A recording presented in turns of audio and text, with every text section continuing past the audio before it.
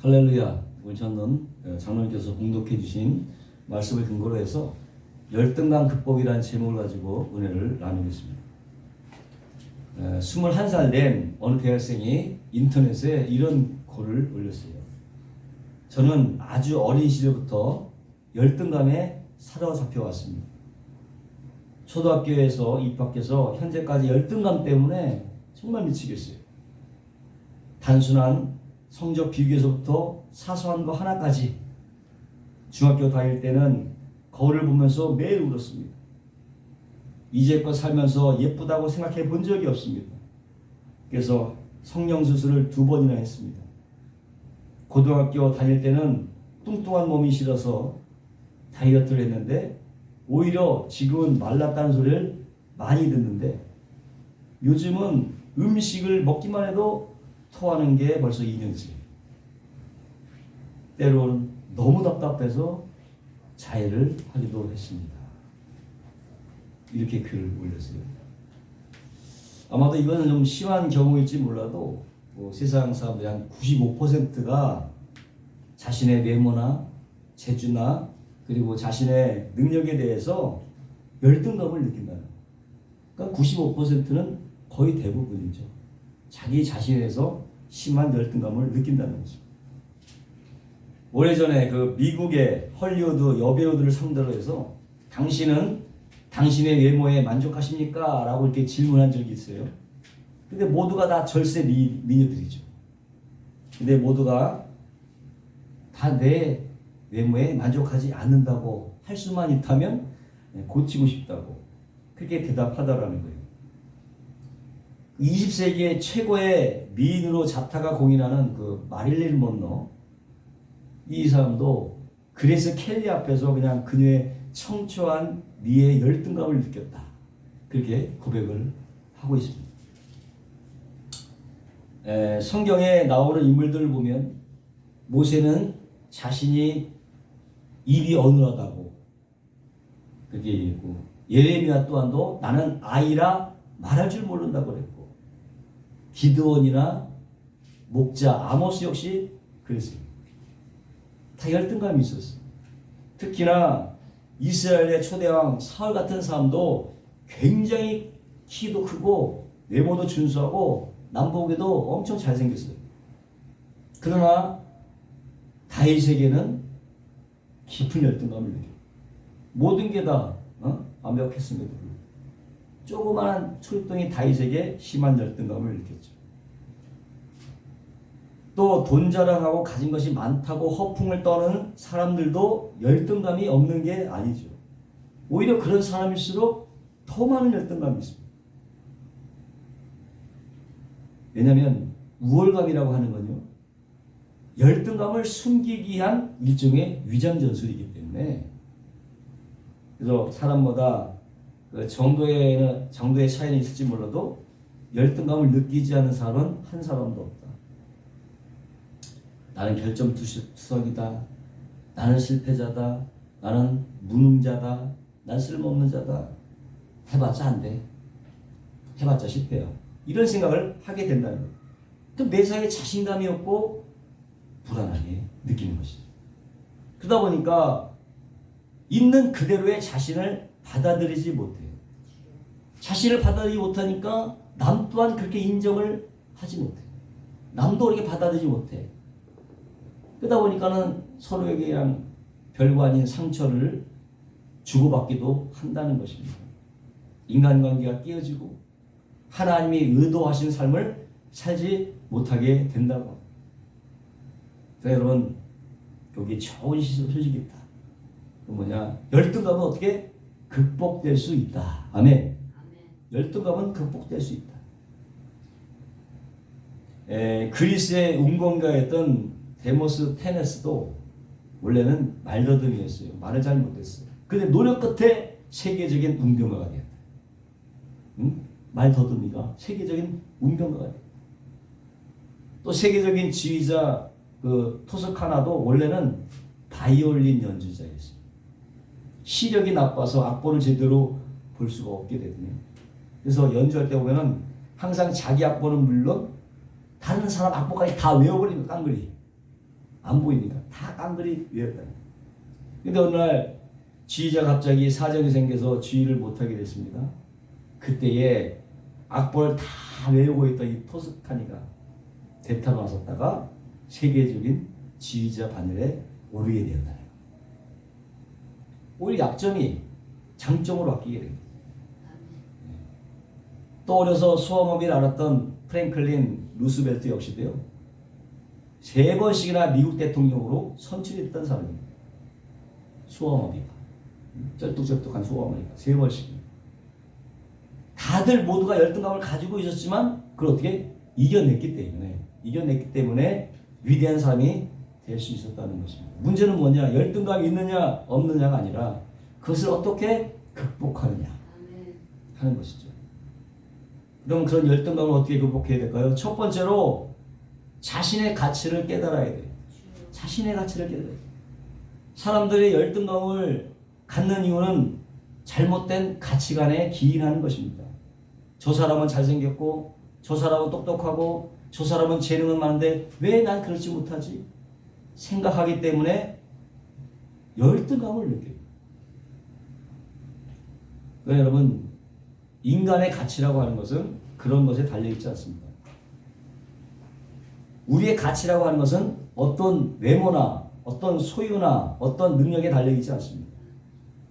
혹은 다른 사람들이 나를 어떻게 생각하느냐에 따라 달라지지도 않습니다. 우리의 존재의 가치는 그런 것 때문에 결정되는 것이 아니라는 거죠. 각 사람은 모두가 다 귀한 존재, 가치 있는 존재. 왜? 각각의 독특한 개성과 특성을 가지고 있기 때문에. 75 인구를 다 봐도요, 똑같은 사람 한 사람도 없어요. 나와 똑같은 사람 한 사람도 없어요. 일라일성 쌍둥이조차도 똑같은 사람 한 사람도 없어요. 뭐가 달라도 달라. 성격이 다르거나 키가 조금 다르거나 얼굴이 다르거나 뭐가 달라도 다르죠. 시편 오늘 말씀에 주께서 내 장부를 지으시며 나를 모태에서 조직하셨나이다. 내가 주께 감사함은 나를 지으심이 신묘막측하십니다. 주의 행사가 기이함을 내 영혼이 잘 아나이다. 내가 은밀한 데서 지음받고 땅의 깊은 곳에서 귀하게 지음을 받을 때에 나의 형체가 주의 앞에 숨기지 못하였나이다. 내 형질이 이루어지기 전에 주의 눈이 보셨으며 나를 위하여 정한 날이 하나도 되기 전에 주의 책에 다 기록되었나이다. 아멘. 하나님이 다 때문에 우리는 결코 우연의 삶은 아닙니다. 우연의 삶은 아닙니다. 하나님의 구체적인 계획과 목적 가운데 태어난 사람들이다. 아멘. 그것이 중요한 거예요. 그것을 발견하고 이루어가는 것이 뭐냐? 사명이죠. 그것이 바로 행복인 것입니다. 그렇기 때문에 남과 비교해서 누가 낫고 누가 못하다 말할 수 없는 것입니다. 우리 이렇게 성경적 자아상을 가져야 되는 것입니다.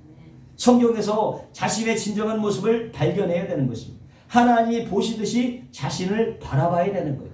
그래야만 열등의식에 사로잡히지 않는다라고 하는 것입니다.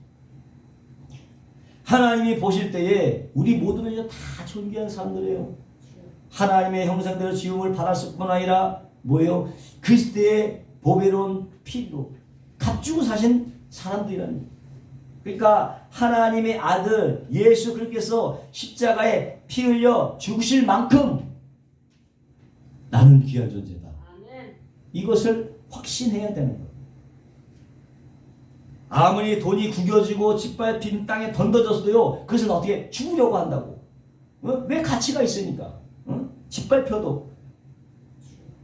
짓밟혀도 돈의 가치는 달라지지 않기 때문에 죽으려고 할 거라고.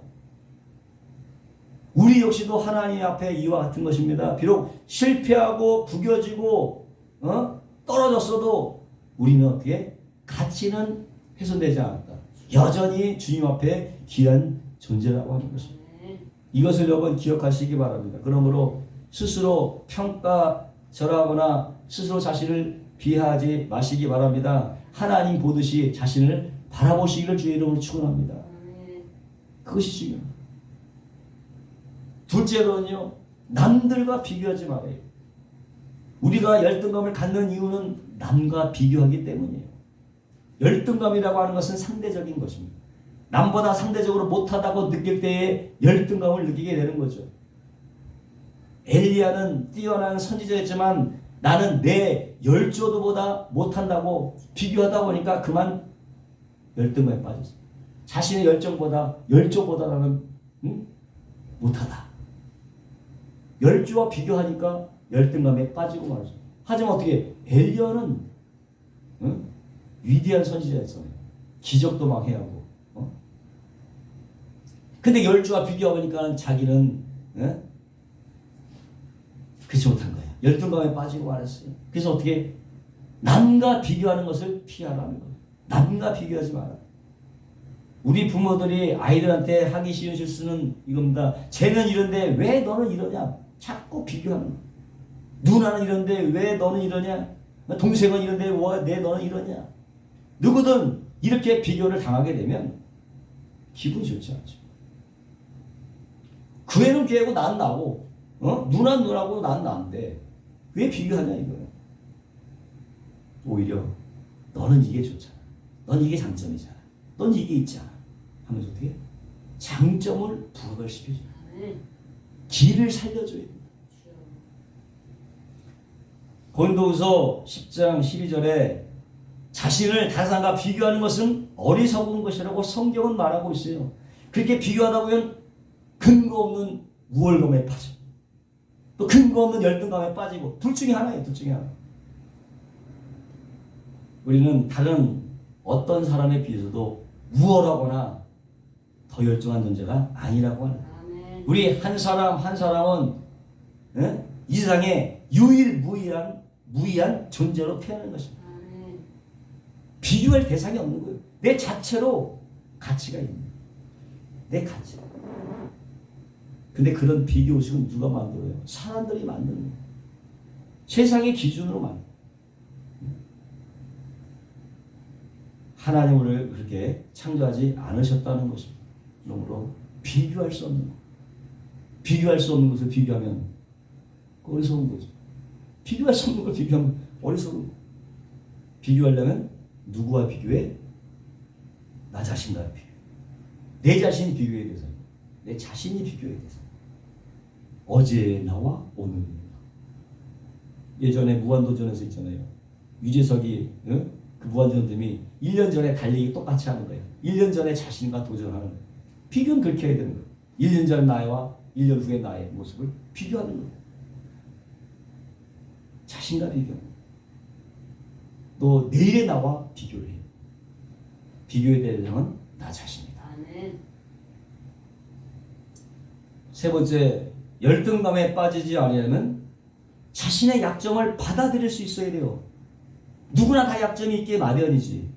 예? 이것이 바로 열등감을 갖게 하는 요인이 되는 거예요. 약점이. 그래서 어떻게든 자신의 약점을 숨기려고 하죠. 혹시 남이 알게 되면 이용당할까 봐 염려가 들기 때문에. 그러니까 숨기려고 하면 할수록 열등감이 점점 심해지지. 심해져요. 열등감은 자신을 남과 비교하는 데서 생겨나는 심리적인 현상이기 때문에 상대적인 거죠. 절대적인 것이 아니야. 상대적인 것이. 그때그때마다 다른 거예요. 어떤 사람한테는 열등감을 느끼지만 어떤 사람은 또 쓸데없는 우월감이 생기는 거예요. 왜? 비교하기 때문에. 그러나 이런 것들은 일시적인 형상이기 때문에 절대적인 것이 아닙니다. 상대적인 것이기 때문에 어떻게 치료가 가능하다. 치유가 가능하다. 문제는 자꾸만 이런 것들을 숨기려고 하고 부정하려는 데 있다고 하는 것입니다. 그러지 말고 내 모습 그대로 받아주시옵소서. 있는 그대로 받아주시옵소서. 주님 앞에 내놔야 된다. 그리고 다른 사람 앞에서 그냥 숨기거나 감추지 말고 그래 난 그래. 인정하라는 거예요. 인정. 그래야 열등감에 해방될 수가 있다. 물론 바꿀 수 있는 것은 바꾸려고 노력을 해야 되죠. 노력을 해야 돼. 그러나 바꿀 수 없는 것이 있어요. 바꿀 수 없는 거 어떻게? 그냥 수용할 수밖에 없지. 바꿀 수 없는데 그냥 인정하고 받아들이는 것밖에 없는 거예요. 고린도후서 12장에 보면은 바울에게도 어때요? 신체적인 결점이 있었습니다. 바울은 그것을 가시라고 해서 육체의 가시를 주셨다. 그 가시 때문에 늘 괴롭힘을 당했습니다. 그래서 하나님께 하나님 이 육체의 가시를 좀 거둬달라고 3번이나 간절히 기도했는데 하나님은 그 기도를 응답하지 않았다. 3번이나 간절했는데 이것만 벗겨지면 정말 좋을 텐데 근데 하나님은 그것을 기도를 허락하지 않았어요. 그래서 어떻게 바울은 그것을 그냥 수용하자. 받아들이자. 그게 마음을 먹었어요. 그러니까 어떻게 마음이 평안해지고 오히려 자신의 약점에 대해서 자유롭게 말했습니다. 어느 분이 이렇게 기도를 했다고 하는 것입니다. 하나님이여, 제가 바꿀 수 없는 것들을 받아낼 수 있는 평온함을 주시고 내가 바꿀 수 있는 것들을 바꿀 수 있는 용기를 주시옵소서. 그리고 이 둘의 차이를 헤아려 알 수 있는 지혜를 주시옵소서. 어떤 것은 받아들이고 어떤 것은 바꿀 용기, 이것을 구별할 수 있는 지혜를 달라요. 이건 내가 수용해야 돼. 이건 내가 바꿔야 돼. 이걸 구별할 수 있는 용기를, 지혜를 달라. 그렇게 구합니다. 2가지 방법밖에 없어요. 약점은 받아들이거나 아니면 그것을 바꾸거나. 둘 중에. 근데 뭘 바꿔야 되고 뭘 수용해야 되냐? 이것을 깨닫게 하나님 지혜를 주시옵소서. 그렇게 기도했다고 하는 것입니다. 그래야 이게 진정한 내 모습이어야 하고 받아들이면 어떻게? 열등감에서 자신을 인정하고 받아들이는 것, 그것이 바로 열등감에서 자유로워지는 길이라고 합니다. 4번째로 자신의 결점만 보지 말고 하나님의 계획을 봐라. 하나님의 계획을 봐라. 예배소서 2장 10절에 보니까 우리는 그의 만드신 바라 그리스도 예수 안에서 선한 일을 위하여 지으심을 받은 자라고 했습니다. 선한 일을 위하여 지으심을 받은 자. 만드신 바라는 말은 뭐예요? 걸작, 마스터피스, 걸작이에요. 만드신 바, 하나님의 걸작품이다. 나는 하나님의 걸작품이다. 하나님께서 이 걸작품을 만들 때는 그냥 아무 생각 없이 그냥 뚜닥뚜닥 만들지는 않았을 거다. 무언가 명확한 계획과 목적을 가지고 만들었다는 거죠. 비록 아직 미완성인 부분이 많이 있기는 하지만 그럼에도 불구하고 하나님은 계획을 가지고 우리를 계속적으로 우리 인생 가운데 만들어가고 계신다는 것을 믿으시길 바랍니다. 그래서 어떻게 나중에는 완벽한 걸작품을 내놓는 거지. 완벽한 걸작품. 이런 하나님의 계획을 알 때에 우리는 결코 좌절하거나 낙심할 필요가 없다. 역등함을 가질 필요가 없다. 아멘. 옛날에 올리브 나무가 있었어요. 이 올리브 나무에 꿈이 있었어. 언젠가 내가 아주 정교하고 화려한 보석 상자가 되어서 세상에 온갖 보물을 담는 상자가 되리라. 그런 꿈을 가졌어요. 근데 어느 날 이 나무꾼이 이 올리브 나무를 베어가지고는 오히려 더럽고 냄새나는 짐승의 먹이를 담는 구유통을 만들어버린 거야. 보석 상자가 돼야 되는데 말의 구유통으로 돼버린 거야. 그래서 이 한심스러운 거죠. 이 올라오고 나면 깊은 자질감에 빠져 열등감을 이렇게, 야, 이 정도 존재밖에 안 되냐 하고 그게 느꼈어요.